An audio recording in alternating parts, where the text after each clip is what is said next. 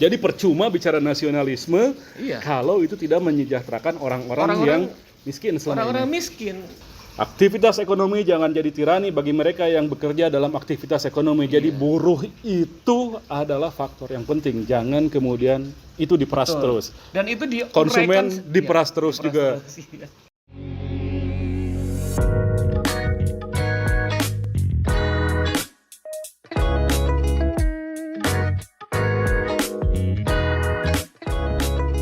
Yuk cepat mulai Ren. Siap senior. Kembali di kanal Sigma P Indonesia, Polisi Riset and Data Analysis yang berkolaborasi dengan Angga Channel. Saya Hardi Hermawan, masih bersama dengan Dr. Airlangga Pribadi, pakar ekonomi politik dari Universitas Airlangga. Kita masih membahas Bung Karno, membahas pemikiran beliau yang termaktub dalam buku Di Bawah Bendera Revolusi, dan kali ini masih tentang demokrasi ekonomi dan demokrasi politik dan demokrasi ekonomi. Itu ada di bab 2. Di buku bendera Di Bawah Bendera Revolusi yang terbit tahun berapa ini? 59 ya? 59. Tapi ini adalah karya yang ditulis dari tahun 26 sampai tahun 45, jilid pertama. Jadi kita saat ini sudah sampai pada pemahaman bahwa demokrasi yang ditawarkan oleh Bung Karno itu berbeda dengan demokrasi yang pada waktu itu berlaku di Eropa yang mungkin sampai sekarang masih berjalan. Dan Bung Karno menggarisbawahi betul demokrasi ekonomi, karena itu betul-betul harus kita perhatikan ya, jangan sampai terbajak oleh kapitalisme, oleh kekuatan pemilik modal, gitu. Sehingga kemudian proses politik, demokrasi politik itu tidak memberikan kontribusi bagi rakyat yang seharusnya dilibatkan dalam proses-proses bernegara. Oke, jadi penyakitnya di Eropa itu adalah kapitalisme membajak demokrasi. Hanya sebagian orang yang punya hak pilih, dan kemudian hasilnya pun kebijakan itu untuk mereka yang juga memiliki modal. Dianggapnya ini sebagai saham bernegara. Saham bernegara. Ukurannya duit. Gitu. Apa yang ditawarkan Bung Karno untuk bisa memberikan alternatif? Yang ditawarkan oleh Bung Karno itu bahwa dia mau bilang proses demokrasi itu tidak hanya berlaku pada wilayah politik.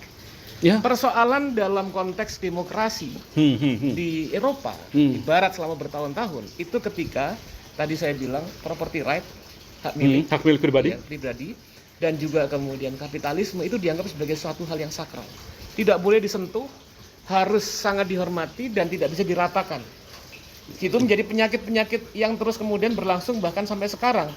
Tapi Indonesia kan sudah punya formula sejak awal untuk mengatasi itu. Iya, sebetulnya pasal 33 itu kan gagasan itu kan sebetulnya. Seharusnya seperti itu. Seharusnya harus ada kemudian bagaimana demokrasi ekonomi itu bersanding dengan demokrasi politik. Demokrasi politik dalam konteks kesetaraan politik, keterlibatan rakyat dalam proses bernegara. Demokrasi ekonomi itu dimensinya 2, yaitu di mana pertama itu adalah harus adanya redistribusi yang kuat gitu terhadap setiap hasil kemakmuran dari yang diperoleh dalam konteks nasional. Dan kedua itu juga kemudian bahwa yang ini penting sebetulnya bagaimana proses-proses pengambilan keputusan dalam wilayah ekonomi itu juga melibatkan kaum pekerja gitu. Karena dibilang oleh Soekarno bahwa jangan sampai gitu pada saat proses demokrasi sudah sampai matang, orang-orang misalnya yang kaum pekerja yang terlibat dalam proses politik di parlemen, mereka bisa menjatuhkan parlemen, ya kan, di dalam gedung parlemen, tapi besoknya dipecat di perusahaan, gitu.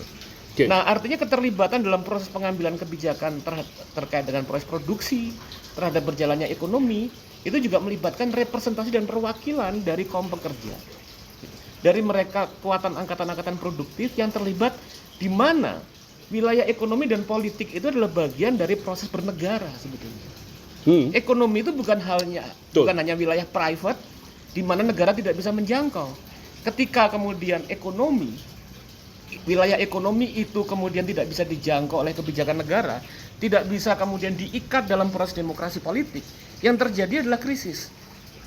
Dan itu diprediksi misalnya, diutarakan oleh kalangan ekonom, bahkan bukan dari kalangan ekonom Marxis. Seperti Karl Polanyi itu menjelaskan gitu dalam bukunya Great Transformation bahwa persoalan penyakit peradaban Eropa sampai abad 20 dari abad 19 itu terjadi karena wilayah ekonomi itu bekerja sendiri dan jadi dominan mengendalikan wilayah-wilayah politik. Oke. Baru pada pasca Perang Dunia Kedua, sebelumnya 1930 dan Perang Dunia Kedua sampai 1970, baru kemudian wilayah pasar ekonomi bisa diikat dan disiplinkan berdasarkan pada pertimbangan-pertimbangan politik demokrasi. Nah, itu dibilang oleh kalangan-kalangan ekonom progresif Eropa pada waktu itu. Karpolanya tahun 1944 bicara seperti itu. Bung Karno tahun 30-an udah bilang seperti itu ketika dia bicara tentang demokrasi ekonomi dan demokrasi politik. Padahal Bung Karno hanya mengamati dari bacaan pada waktu itu. Dia beliau. tidak datang ke Eropa untuk melihat itu. Dia melewati bacaan-bacaan media-media pada saat itu, buku-buku yang terbit pada waktu Soekarno itu. Dia memang mengambil kekuatannya kuat. Dia sangat kuat baca dan mampu dari bacaan itu diabstraksikan untuk dirumuskan dalam sebuah tesis yang kuat. Betul. Jadi yang sampai saat ini sebetulnya masih sangat relevan. Betul. Kita kan saat ini masih juga sebagian orang menganggap bahwa yang namanya demokrasi ya sudah berjalan dengan apa yang sudah terjadi di sini. Betul. Dan kemudian bahkan mencontoh apa yang terjadi di kalangan barat, negara barat. Eropa bahwa kemudian itu yang model terbaik. kan sebetulnya. Bahkan yang diambil dari lembaga internasional misalnya itu kemudian kita sering perencanaan pembangunan di tingkat nasional di copy paste aja. Sebetulnya yang terjadi tanpa melihat relevansi dan persoalan-persoalan mendasar. Padahal Eropa pun tidak banyak mengalami perubahan sejak pada waktu Soekarno melakukan kritik ya. Kalau kita ngelihat mulai dari fase-fase penting revolusi politik selama satu abad 18, abad 19, abad 20 sangat pelan sekali proses transformasi sosial yang berlangsung di sana. Tadi seperti kita diskusikan mulai bahkan pada sendi-sendi hak pilih universal, satu yang paling minimal dalam demokrasi butuh hampir satu abad untuk menjadi universal. Tapi persoalan terbesarnya itu adalah di apa itu tadi namanya ekonominya yang kemudian timpang sekali jadinya. Artinya sebetulnya model-model cara berpikir Soekarno ini sebetulnya tidak menolak sama sekali adanya ekonomi, terutama ekonomi pasar, tapi bahwa jangan sampai bekerjanya ekonomi ini kemudian membatasi membatasi kapasitas dan perjuangan politik dari mereka yang paling miskin. Membatasi peluang mereka yang paling miskin untuk bisa memperbaiki kehidupan sendiri. Mereka dan politik itu adalah perjuangan untuk membela itu. Untuk membela nasib dan hajat hidup mereka yang paling miskin. Jadi harusnya politik memberikan kemungkinan, kesempatan melalui demokrasi kepada orang-orang di kalangan paling bawah untuk bisa memperbaiki dirinya. Benar.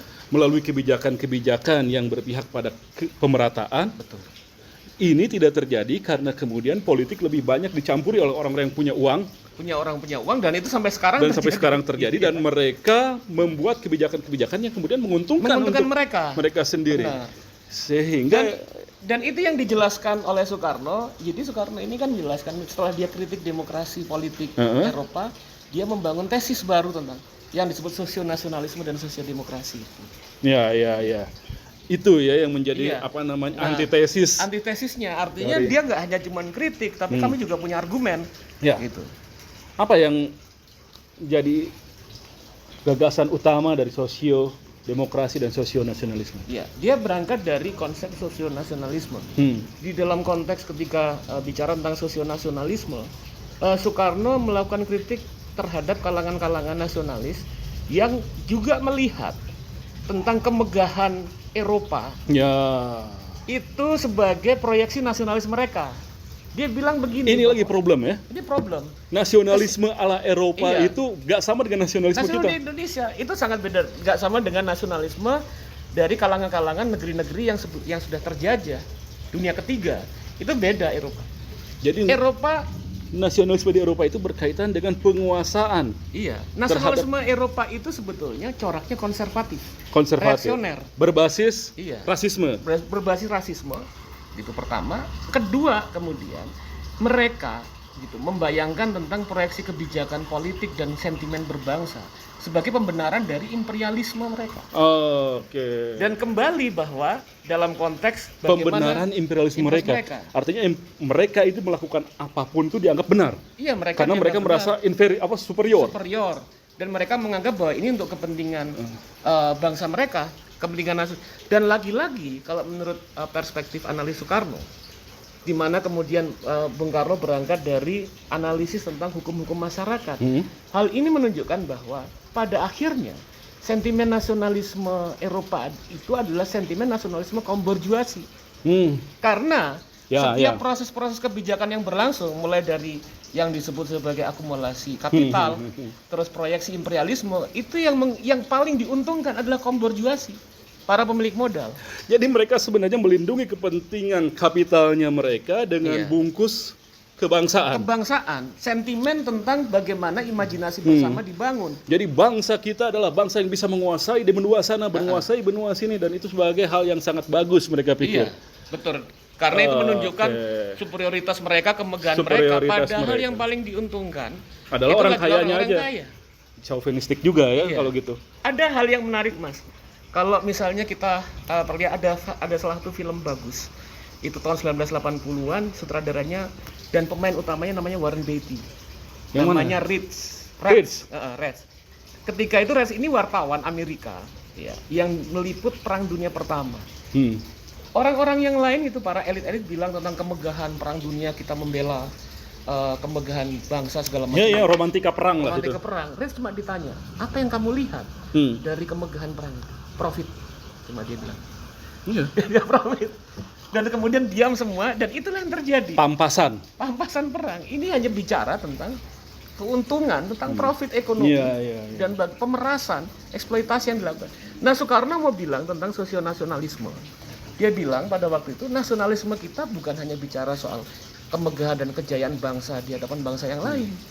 Nasionalisme kita bukan, dia bilang dengan bahasa yang sangat tajam, nasionalisme kita bukan nasionalisme bau kemenyan, bukan nasionalisme yang melangit, bukan yang berdasarkan mitos-mitos adiluhung, mitos mistis dan kemudian berbasis kepada masa lalu, tapi berdasarkan pada pada pergaulan hidup masyarakat, tentang bagaimana dalam proses-proses bermasyarakat, dalam proses-proses sosial yang berlangsung, bahwa kebangsaan kita itu memberikan kebebasan ekonomi dan politik bagi semua orang, termasuk mereka yang paling miskin. Jadi tema sosio di sana tuh berbeda dengan sosial.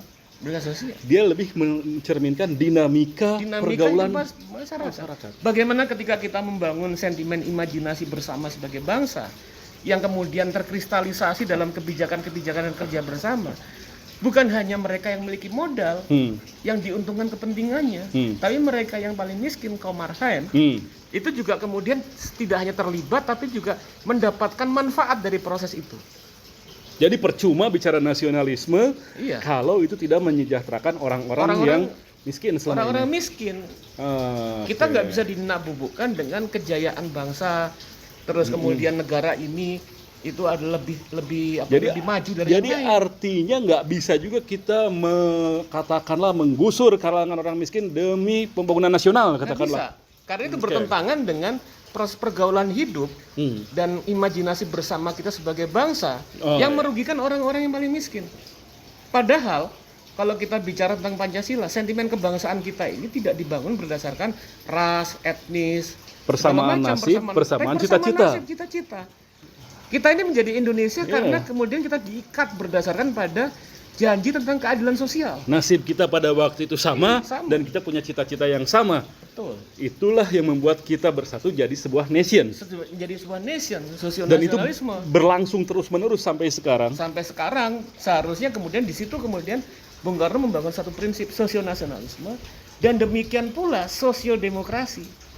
Bahwa dalam sentimen imajinasi bersama bangsa yang sama-sama kemudian susah senang bersama, itu kemudian di dalamnya proses demokrasi juga harus memperjuangkan kepentingan mereka.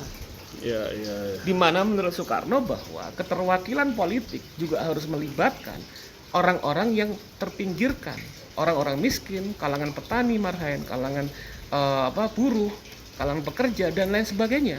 Yang mana kemudian proses politik tidak meninggalkan mereka dalam pengambilan kebijakan. Proses politik tidak meninggalkan mereka dalam kebijakan. Iya. Itu sosiodemokrasi. Itu sosiodemokrasi. Demokrasi yang berpihak kepada Iya. dinamika yang terjadi di masyarakat, terutama masyarakat Betul. paling Iya, menderita di sana. Betul. Dan proses demokrasi yang paripurna dalam perspektif Bung Karno itu juga bisa menjaga jangan sampai aktivitas-aktivitas ekonomi menjadi tirani bagi mereka yang bekerja dalam proses ekonomi. Wow.